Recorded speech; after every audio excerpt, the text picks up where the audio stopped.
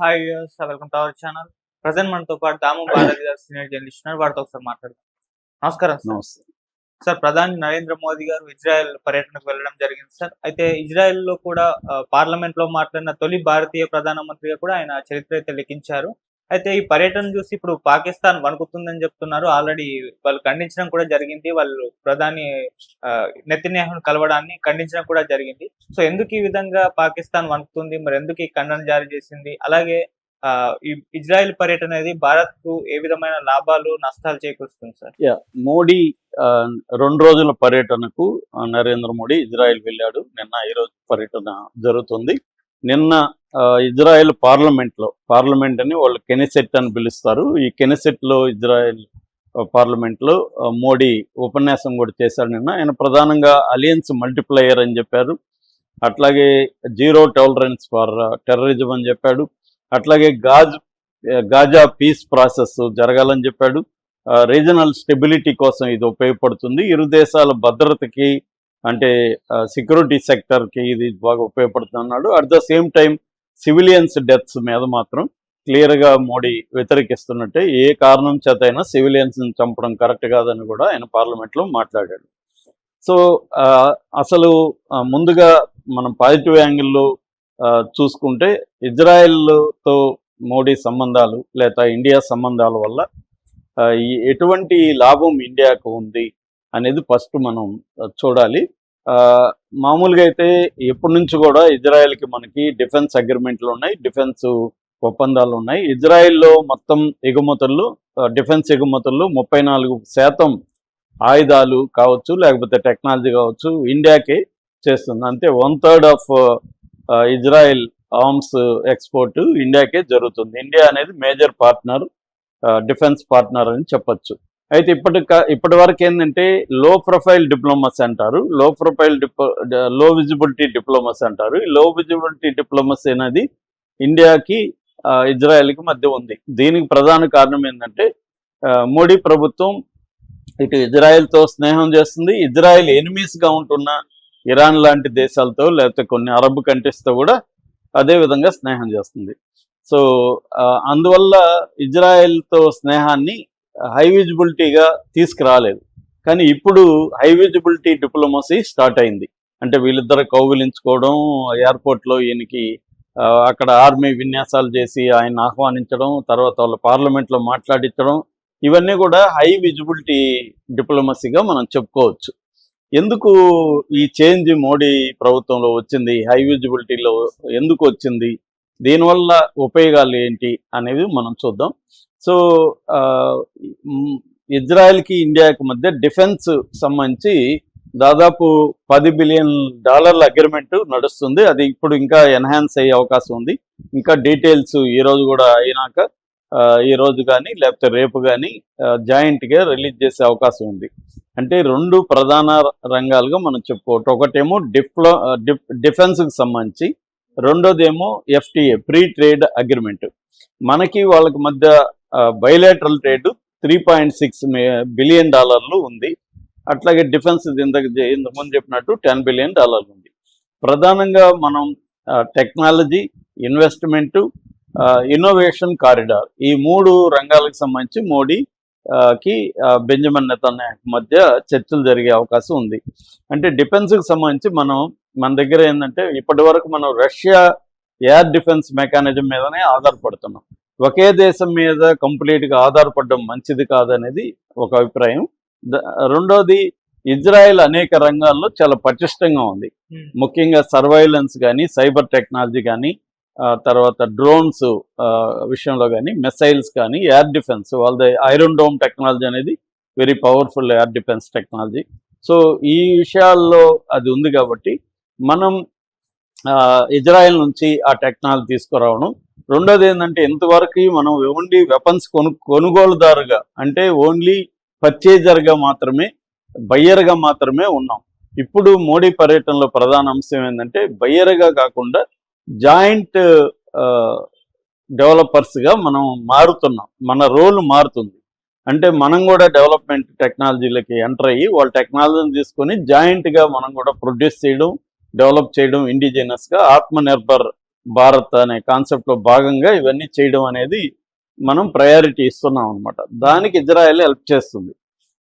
So Israel ఒక Russia మీద depend అవ్వకుండా వెళ్ళాలి. రెండోది అమెరికా, ఇప్పుడు రష్యాతో మనం వ్యాపారం చేసిన డిఫెన్స్కున్న అమెరికాకి కోపం ఉంది, దానివల్ల మనకి నష్టాలు ఉన్నాయి.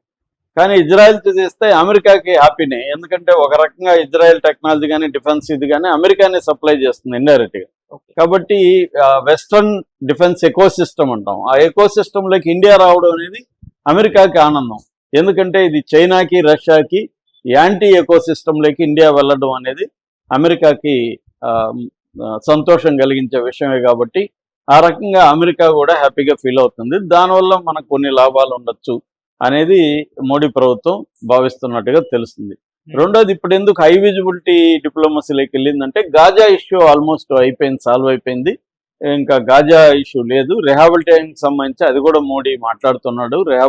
గాజా రిహాబిలిటేషన్ చేయాలి, ఇవన్నీ కూడా మాట్లాడుతున్నాడు. కాబట్టి ఇప్పుడు హై విజిబిలిటీ ఉండడంలో తప్పు లేదు. ఎందుకంటే రష్యాతో మనం కొన్ని కటాఫ్ చేసుకుంటున్నాం, ఆయిల్ తగ్గించుకుంటున్నాం, డిఫెన్స్ కూడా ఆధారపడకుండా డైవర్సిఫై చేయాలనేది. అట్లాగే ఇంకొక అంశం ఏంటంటే ఇజ్రాయెల్ ఇండియా కలిసి కొన్ని గ్రూప్స్లోకి ఫామ్ అవుతుంది. ఒకటేమో I2U2 అనే గ్రూపు. I2U2 అంటే ఇజ్రాయెల్ ఇండియా I2, U2 అంటే UAE అమెరికా, US. సో ఇదొక గ్రూప్ అయితే హెక్సాజన్ గ్రూప్ అని ఇంకోటి ఉంది. హెక్సాజన్ అంటే ఆరు దేశాల గ్రూప్. అదేంటంటే India, Israel, Greece, Cyprus, Arab and African countries. ఇది హెక్సాజన్ గ్రూపు. ఇలాగా 2 గ్రూప్స్తో మనం అమల్గమేట్ అంటే కలుస్తున్నాం. అంటే ఏంటంటే మోడీ ప్రభుత్వం ఏంటంటే మల్టీపోలార్ దీంట్లోకి మల్టీలేటరల్గా ఉండడం, ట్రేడ్ కూడా మల్టీలేటరల్గా చూసుకోవడం, ఒకే దేశం మీద డిపెండెన్స్ కాకుండా మల్టిపుల్గా ఉండడం అన్న ఒక కొత్త ఫేజ్లోకి ఇండియా వెళ్తున్నప్పుడు ఎవరు అందరితో మనం మంచిగా ఉండడానికే ట్రై చేస్తుంది. ఇజ్రాయెల్తో మంచిగా ఉంది, అరబ్ దేశాలతో కూడా మంచిగా ఉంది. సో ఇది డిఫెన్స్కి సంబంధించి. అట్లాగే వాణిజ్యానికి సంబంధించి, పీపుల్కి సంబంధించి ఇజ్రాయెల్లో వర్క్ ఫోర్స్ కావాలన్నప్పుడు ఇండియా సప్లై చేస్తుంది. అట్లాగే మిగతా అగ్రికల్చర్ టెక్నాలజీ కావచ్చు, వార్ఫేర్ టెక్నాలజీలో ముఖ్యంగా బార్డర్ సర్వైలెన్స్ అనేది వెరీ ఇంపార్టెంట్. అట్లాగే మనకి డ్రోన్స్ ఆల్రెడీ హెరాన్ అని, సెర్చర్ అని ఇట్లాంటి డ్రోన్స్ని సప్లై చేస్తుంది. కమికాజ్ డ్రోన్స్ అంటారు, అవి సప్లై చేస్తుంది. ఇందాక చెప్పింది ఈ హెరాన్, సెర్చర్ అనేది UAVs అంటారు వాటిని, అంటే అన్మ్యాన్డ్ ఏరియల్ వెహికల్స్ అనమాట. అట్లాగే మనకి బార్డర్ సర్వైలెన్స్ అనేది చాలా ఇంపార్టెంట్. పాకిస్తాన్తో మనకి ఇబ్బందులు ఉన్నాయి కాబట్టి బార్డర్ సర్వైలెన్స్ టెక్నాలజీలో మనం వెనకబడి ఉన్నాం. రాడార్ టెక్నాలజీ వాటిలో ఇజ్రాయెల్ మనకు హెల్ప్ చేస్తుంది.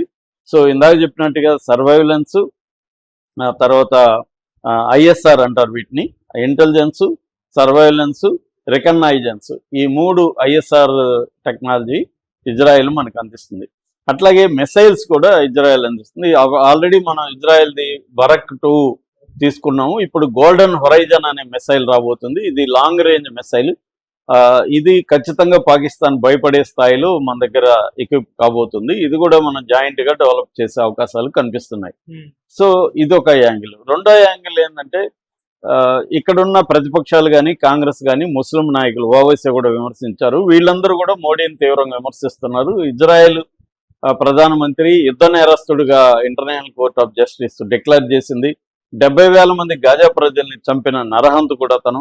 అలాంటి ఇతను పోయి హక్ చేసుకున్నాడు అంటే ఇది ఘోరమైన విషయంగా వీళ్ళు అభివర్ణిస్తూ మాట్లాడుతున్నారు. అది కొంతవరకు కరెక్టే. ఎందుకంటే బెంజమిన్ నెతన్యాహు 70,000 మంది మరణానికి కారణమయ్యాడు. అందులో 25,000 మందికి పైన చిన్నపిల్లలు ఉన్నారు. వాళ్ళకి అసలు యుద్ధానికి సంబంధమే లేదు. వాళ్ళందరినీ కూడా చంపేశారు అతి దారుణంగా. 23 లక్షల మంది గాజా ప్రజలు నిర్వాసితులను చేశారు. ఇవన్నీ జరిగాయి. దాన్ని అంతా కూడా మోడీ ఖండించారు అప్పుడు. తర్వాత వాళ్ళకి హ్యుమానిటేరియన్గా మందులు, ఆహార పదార్థాలు కూడా ఇండియా సప్లై చేసింది గాజాకి. కాకపోతే ఏంటంటే దేశ ప్రజల అమెరికా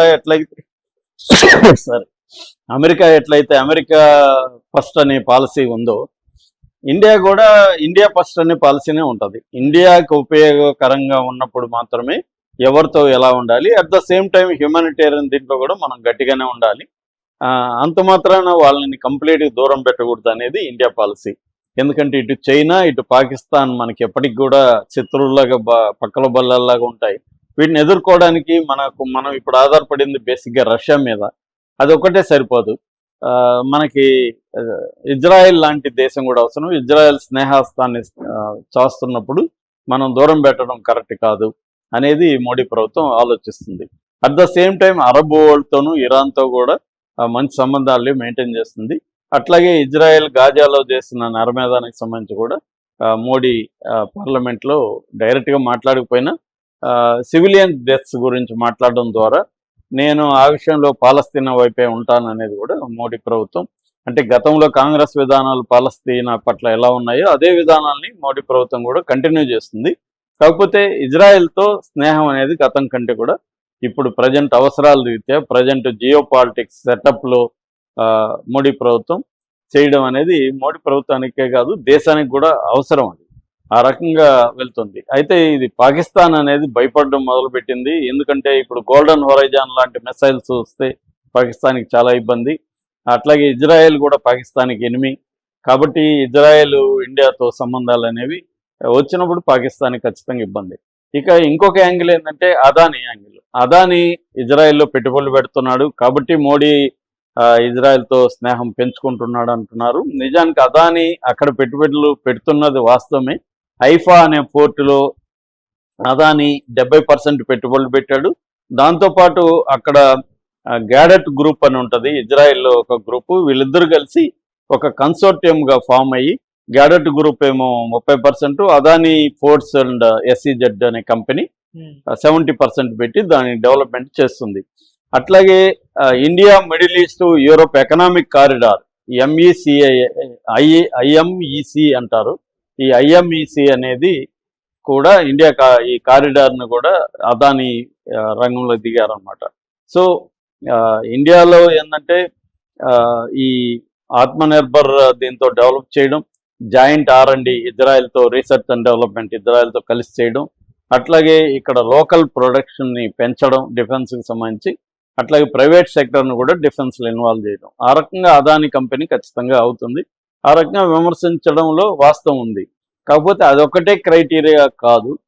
ఇండియాకి ఇజ్రాయెల్ అవసరం ఉంది, అట్లాగే ఇజ్రాయెల్ కూడా ఇండియా అవసరం ఉంది. ఎందుకంటే ఇజ్రాయెల్ చాలా వెస్ట్రన్ కంట్రీస్ విమర్శిస్తున్నాయి, గ్లోబల్ సౌత్ దేశాలన్నీ కూడా విమర్శిస్తున్నాయి. కాబట్టి ఒక 140 కోట్ల పాపులేషన్ ఇండియా తనని గుర్తించి తనతో స్నేహం చేస్తుందంటే ఇమేజ్కి ఇజ్రాయెల్కి పనికొస్తుంది అనమాట ఆ రకంగా. సో ఇది ఇప్పటి వరకు మనకున్న డేటా. క్లియర్గా ఈ పర్యటన తర్వాత ఏమేమి డిఫెన్స్ రంగంలో ఎటువంటి ఒప్పందాలు జరిగాయి, అట్లాగే ఫ్రీ ట్రేడ్ అగ్రిమెంట్లో ఏమేమి ఉన్నాయనేది మనం మాట్లాడుకోవచ్చు. Okay sir, thank you so much.